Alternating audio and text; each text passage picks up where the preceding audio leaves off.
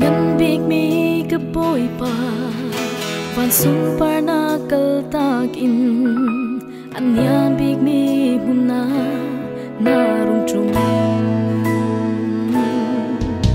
mi so ki kham o ka mo fa nak dam ter tu chu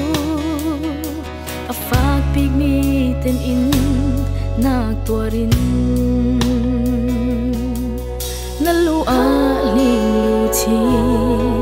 na nak a fein an chun si man se na tor nak ma ke cha an si o sung tu mi dot na chim lo win ka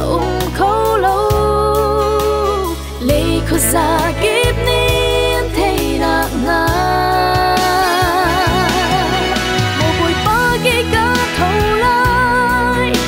bồi ba cái cá cân lại phát dần chuan tiếng ăn câu đi trắng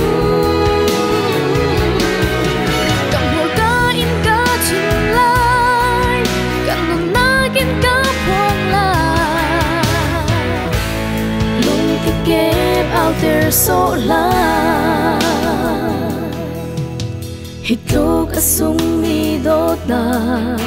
bồi pa zia an relo vulei mui nak ni a khu di na nung nak na kan pek mi pe tu ho si an ngalo bồi pa ra kan kal ta so in la chút bi kho ding si lo sung big na thong chahi vel nghe nak cha na ti deng chang ka ao chi lai o sung tu mi dot na chim lo win ka kho lo le kho za kip ni an thei nak na mo boi pa ke ka tho lai mo boi pa ke ka phát dần chuan tiếng ăn câu đi trắng cầm hồ cá in cá chìm lại cầm nồng ná in cá khoang lại lung thì kẹp out there so la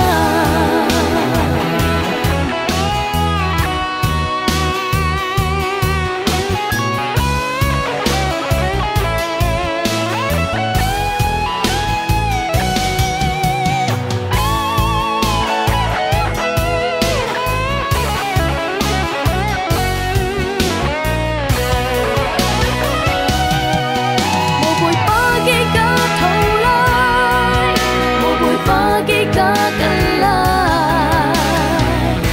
phát dần chuan tiếng ăn câu đi trắng cầm hồ cá in cá chìm lại cầm nồng ná in cá khoang lại lung thì kẹp out there so la cầm hồ cá in cá chìm lại cầm nồng ná in cá